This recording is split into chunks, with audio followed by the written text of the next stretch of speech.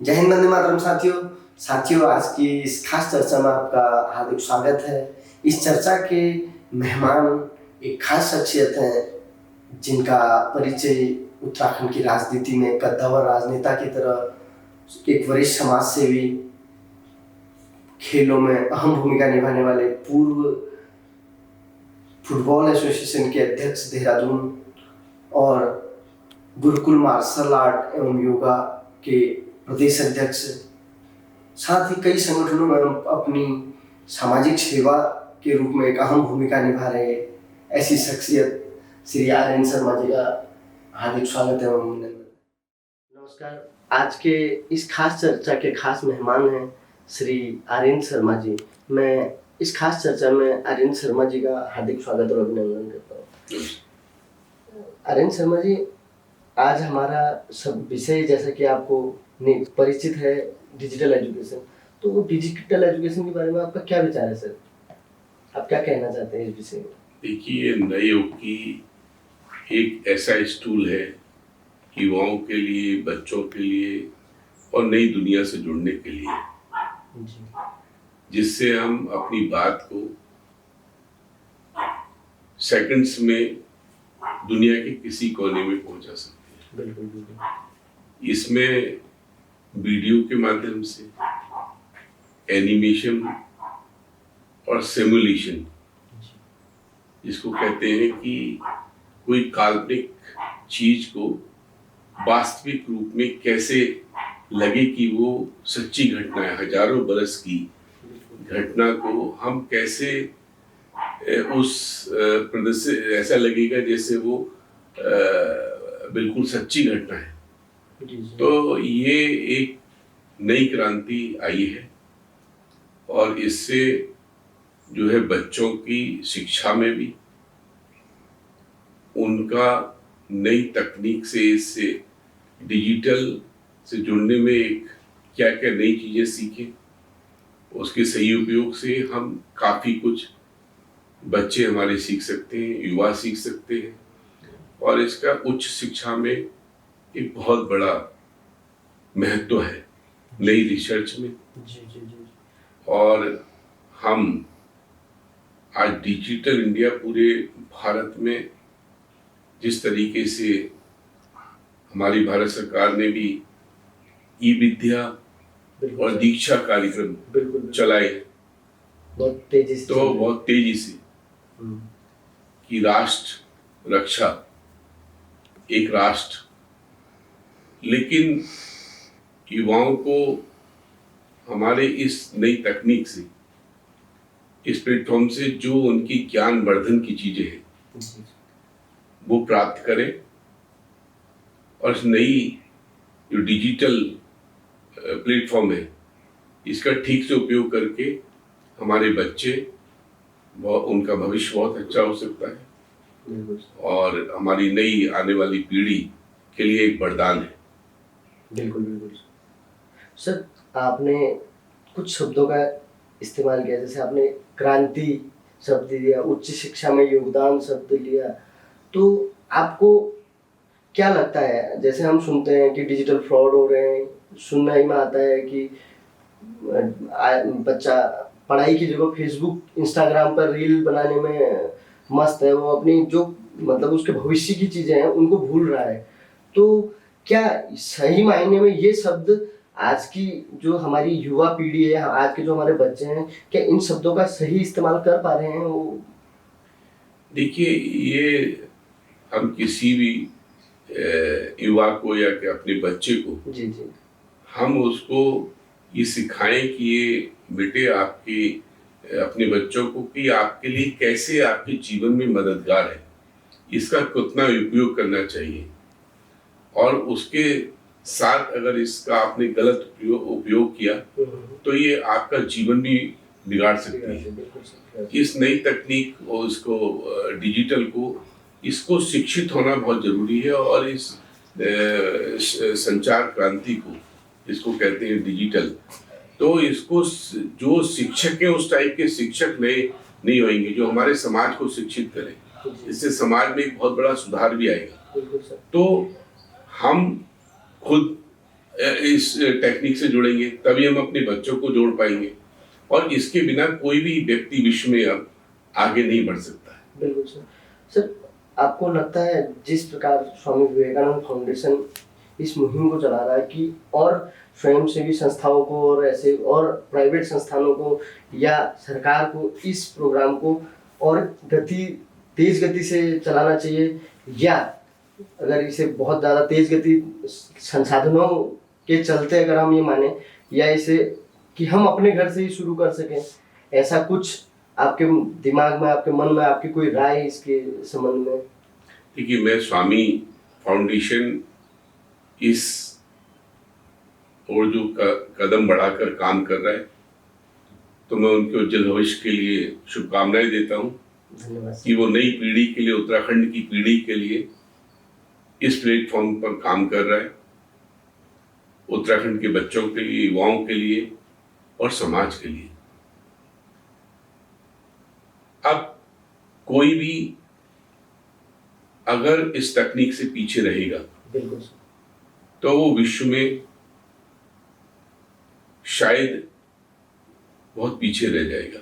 इस नई तकनीक से हमको जुड़ना पड़ेगा, लेकिन उस नई तकनीक का उपयोग भविष्य में कैसे अच्छा हो, उससे शिक्षा ग्रहण कैसे की जाए, वो स्वामी विवेकानंद फाउंडेशन जागरूकता और समाज को जागरूक करे कि हम इसके बच्चों की शिक्षा के लिए कितना उपयोगी है।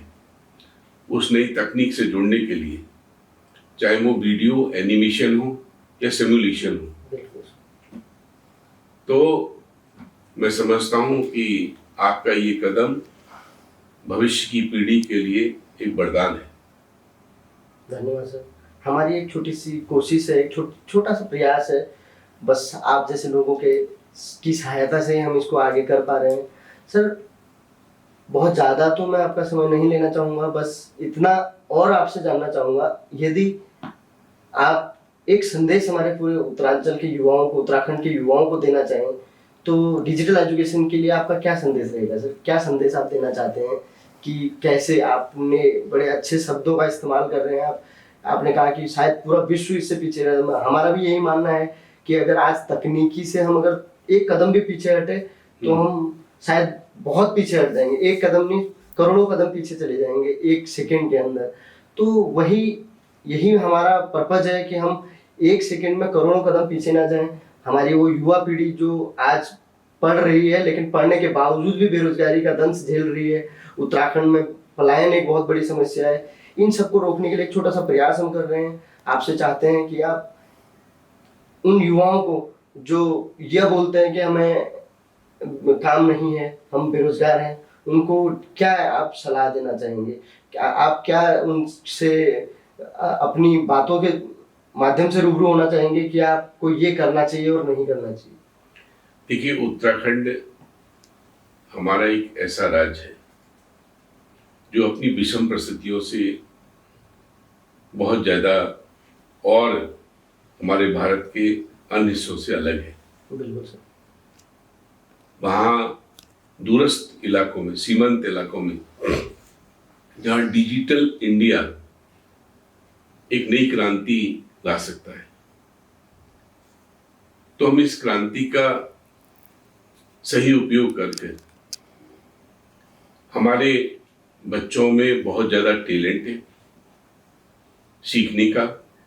आज पूरे भारत में नहीं, पूरे विश्व में मैं कई जगह, कई विदेशों में जाके देखा कि वहाँ हमारे यहाँ के जो प्रतिभाशाली बच्चे हैं, वो चाहे गूगल में हो या जो है वो फेसबुक में हो या और भी, तो उनका एक विशेष प्रतिभा उनमें देखने को मिलती है।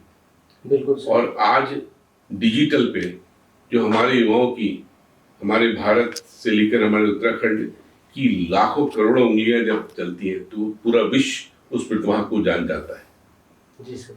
तो मैं समझता हूं कि आपका एक कदम उत्तराखंड में एक मील का पत्थर बनेगा और इससे नए युवकों को, नए बच्चों को बहुत कुछ सीखने को मिले।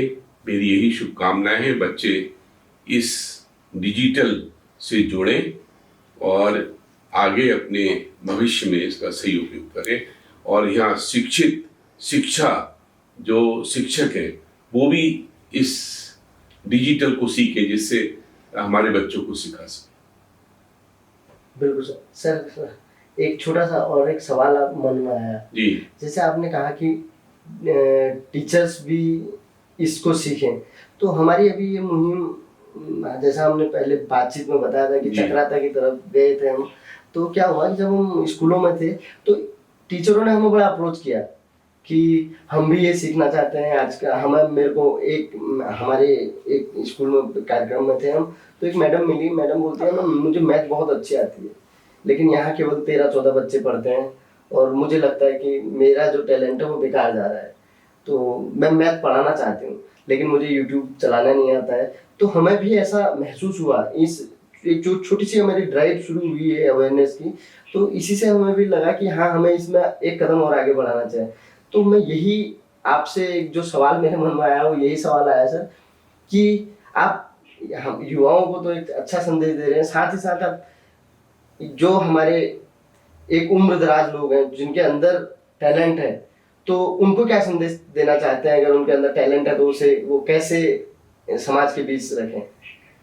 जैसे ये कभी भारत सरकार ने हमारे प्रौढ़ शिक्षा कार्यक्रम चलाई थी, जी। ऐसी जब यह इंडिया में और हमारे उत्तराखंड में डिजिटल यूनिवर्सिटी, डिजिटल शिक्षण संस्थान, डिजिटल डिप्लोमा होल्डर्स बनेंगे और हमारे बुजुर्गों को जो है ऑनलाइन जो है वो सीखने को मिलेगा। कोई डिजिटल कोई बहुत बड़ा वो नहीं। अब इससे भी आगे दुनिया जो जाने वाली है वो AI चैट GPT है।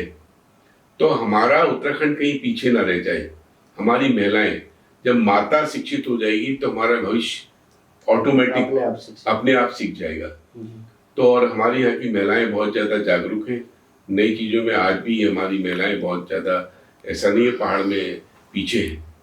तो मैं समझता हूँ कि बुजुर्ग भी सीखेंगे इसको, वो इस नई तकनीक को जरूर सीखे, डिजिटल को। आज सब कुछ आपके हाथ में है, पूरे विश्व आपके हाथ में है। आज कहीं से कहीं पर भी आपको डिजिटल पेमेंट करना होता है तो जो है कहीं भी भेज सकते हैं दुनिया के किसी कोने में। इतने फास्ट जो है वो डिजिटल हमको प्लेटफॉर्म देता है ये माध्यम। तो ये सशक्त माध्यम है अपनी बात को कहने का और अपनी बात को अच्छे तरीके से रखने का नहीं। और इससे जो है एक पूरा विश्व को जोड़ने का एक नया, हम आपस में कैसी हमारी संस्कृति है, कैसे हम दूसरे देश में पहुंच सकते हैं। अब तो वास्तविक रूप जो वर्चुअल क्लासेस हैं वो है। तो जब इस तरीके से नई टेक्निक आ जाएंगी, 5G आ जाएगा, 6G और टेक्नोलॉजी है और इससे भी आगे की कई जो गीगाबाइट में आएंगी, तो इससे मैं समझता हूँ कि पूरा उत्तराखंड में जो है एक नया दृश्य जो आने वाले 10-20 साल में देखने को मिलेगा। सर आपने इतने विचार अपने व्यक्त किए, तो मेरा एक आपसे, आपके जीवन पे इस डिजिटल का क्या प्रभाव है? आप कैसे इसको अपने दैनिक जीवन में इस्तेमाल करते हैं, मैं ये जानना चाहता हूँ सर। देखिए, अभी मैं इसके व्यापक रूप से जरा आप इससे चर्चा करना चाहता हूँ। 140 करोड़ से ऊपर की जनसंख्या है। बिल्कुल सर। 150 भी होगी, 200 करोड़ भी होगी, आगे 400 करोड़ भी होगी। पूरे विश्व जो है वो 800-900 करोड़ की जनसंख्या है। हमारे हवाई माध्यम हो या अन्य माध्यम हो, पहले आप देखते थे कि पेमेंट्स या डाकघर पर बिजली बिल जमा करने पर लाइनें लगती थी और कितनी ज़्यादा डिजिटल ये इसकी क्रांति आने से पहले एयरपोर्ट्स पर जब आप जाते हैं तो भी आपको टिकट स्कैन करना पड़ता है।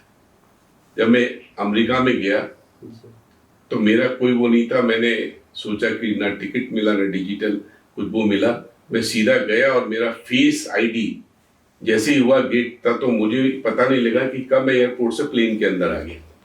तो ये डिजिटल का एक नई क्रांति थी। तो फेस आईडी से आपको कहीं पर भी सेकंड्स में ट्रैक किया जा सकता है कि मैं कहाँ पर। अब कोई आगे आने वाले उसमें कोई आपको बोर्डिंग पास नहीं देगा, केवल एक यूनिक आईडी होगी आपकी। आप कहीं पर भी जाएंगे तो एंट्री मिलते ही आपको कोई बोर्डिंग पास की आवश्यकता नहीं होगी। आपने बस एक नंबर डाला और आप फ्लाइट में निकल गए। इसी तरीके से आप यहाँ से हजारों किलोमीटर, यहाँ से आपने कहा कि मेरे फ्रिज में इतने टेम्परेचर पर मुझको जो है वो ओवन पर या आपके जो होता है ये माइक्रोवेव, इसमें मुझको क्या वो चाहिए, समोसा चाहिए या जो भी चीज चाहिए, तो आप वहां से ऑफिस से बैठे घर में चले, आपने टिक किया तो डिजिटल आपको वो हो गया। तो आपके ऑटोमेशन, आप यहाँ बैठे बैठे आप कर्टन्स को कर सकते हैं, गेट खोल सकते हैं और आप कुछ भी ऑपरेट कर सकते हैं। तो ये डिजिटल का एक नई क्रांति है। जी सर। आप यहीं से बैठे बैठे पेमेंट कर सकते हैं, सब कुछ कर सकते हैं और ऑनलाइन सारा आप खरीदते हैं, आपके घर पर वो आता है। तो अब आई है कि ड्रोन टेक्निक आई है, वो सब डिजिटल वो है।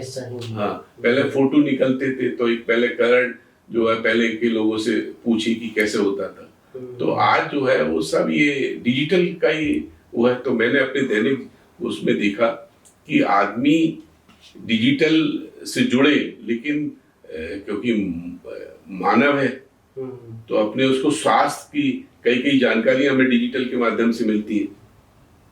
अब जो है मैंने अभी एक बॉम्बे में मैं गया था, वो ऐसे ही उन्होंने बस सामने गया तो उन्होंने मेरा बॉडी टेम्परेचर, ब्लड प्रेशर और ब्लड में पीएच लेवल जितना था सारा कुछ वो एक ही उसमें आ गया, केवल एक क्लिक करते ही सारा वो आ गया। तो ना कोई उनमें टेस्ट था और जब उसको मैनुअल करके देखा तो एग्जैक्टली वही आया। और एक नई क्रांति है। और आपके अब इसी तरीके से टेक्सटाइल में एक नई क्रांति आ रही है। टेक्सटाइल में आपको केवल कैमरे के आगे खड़ा करिए, कोई आपको जो दर्जी होता था वो फीता नहीं डाल रहे, आपकी बॉडी स्ट्रक्चर लेके आपको सेकंड्स में वो है वो बन के आ जाए करेगा। वो टेक्निक भी मेरे पास किसी ने अभी 2 जीन्स यहाँ रखी है, मुझे एक फ्रेंड ने वो इसमें एआई में काम करके उसने भेजा, उसने मेरा कोई बॉडी ने बस 4 फोटो खींचे और वो हुआ तो बिल्कुल ऐसी जीन्स बन के आ गई जैसे मेरा फिटिंग हो। तो ये डिजिटल उसका एक नया क्रांति है। बिल्कुल सर, बिल्कुल नहीं क्रांति। आपकी एजिंग का आपने देखी, आप ऐसे फेसबुक करते हैं कि आप 40 साल बाद कैसे लगेंगे, आप देख सकते हैं आप कैसे लगेंगे, आपके क्या अच्छा फ्रेम कौन सा अच्छा है, आपके फेस पर क्या होना चाहिए। तो ये सब डिजिटल का है। आगे आने वाले आप देखेंगे अभी बहुत नई टेक्निक्स आने वाली। बहुत धन्यवाद सर, आपने बहुत अपना ओजस्वी विचार हमारे साथ साझा किए। ये थे श्री आर्येंद्र शर्मा जी, जिन्होंने अपने ओजस्वी विचार आपके समक्ष रखे। मैं आपका बहुत बहुत आभार और धन्यवाद करता हूँ सर।